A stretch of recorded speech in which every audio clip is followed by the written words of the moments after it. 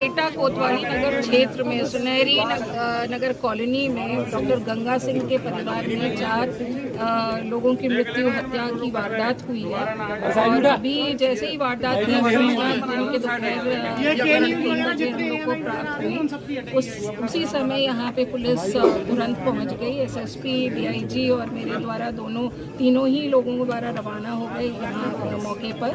और जो प्रथम दृष्टिया डॉक्टर गंगा प्रसाद और उनकी वाइफ, उनकी बहू और उनकी बहू की बेटी ज्योति 23 साल की, जिसकी शादी होने वाली थी 10 या 11 फरवरी को, इनको मृत हालत में यहाँ पर पाया गया।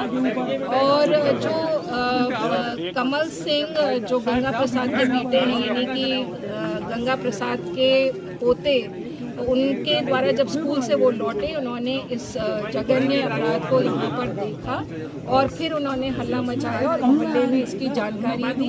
मोहल्ले से पुलिस को जानकारी हुई और पुलिस की पूरी टीम यहाँ पर, मैं डॉग स्क्वाड और फोरेंसिक टीम के यहाँ पर हाजिर हुई और तब से निरीक्षण शुरू हो गया। वारदात की घटना प्राप्त होते ही एसएसपी यहाँ के लिए रवाना हुए, डीआईजी भी रवाना हुए और मैं भी यहाँ पर मौके पर पहुँच गई हूँ। जो परिस्थिति जन्य साक्ष्य है, उन सभी परिस्थिति जन्य साक्ष्यों को देखा जा रहा है, उनके दृष्टिगत आगे पुलिस की कार्रवाई की जा रही है। जो एंट्री एग्जिट रूट्स हैं घर के लिए, जो सीसीटीवी की जो रिकॉर्डिंग्स हैं और बाकी जितने भी टेक्निकल एड्स इन्वेस्टिगेशन के लिए अवेलेबल हैं, उन सभी पर पुलिस की नज़र है। डॉग स्क्वाड और फोरेंसिक टीम्स जो भी साक्ष्य एकत्रित कर रहे हैं, उन पर भी हम आगे कार्रवाई करेंगे। तो कुल मिलाकर ये आज अभी जो ये घटना हुई है, बड़ी दुखद घटना है, परंतु जो परिस्थिति जन्य साक्ष्य है उन्हीं के आधार पर और जो हमको टेक्निकल एविडेंस मिलेंगे उन्हीं के आधार पर पुलिस की आगे की अग्रिम कार्रवाई बेस्ड होगी।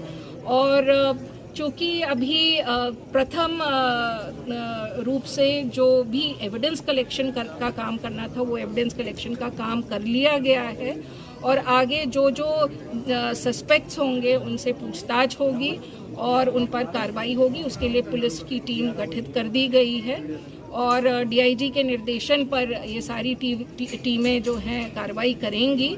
और मैं समझती हूँ कि जल्द ही हम मुलजिम तक की पहुँचने के लिए सक्सीड करेंगे और उसके आगे की जितनी भी चीज़ें सामने आएंगी उसका अपडेट हम आपको देते रहेंगे। मैडम, हत्या का कारण क्या माना जा रहा है? जी देखिए, अभी कोई चीज़ स्पष्ट नहीं हो पाई है। तो इसमें जैसा कि प्रथम रूप से बताया गया परिवार के लोगों द्वारा, किसी से इनकी रंजिश नहीं थी और ना ही ऐसा कोई मनमुटाव किसी के साथ चल रहा था, ना ही किसी प्रकार की धमकी इनको दी गई थी। तो आखिर इसका कारण क्या है, इसके लिए हमको बहुत गहनता से चीज़ें परीक्षित करनी पड़ेंगी और वो परीक्षण के बाद ही हम इस निर्णय पर पहुंच सकेंगे कि मोटिव क्या है।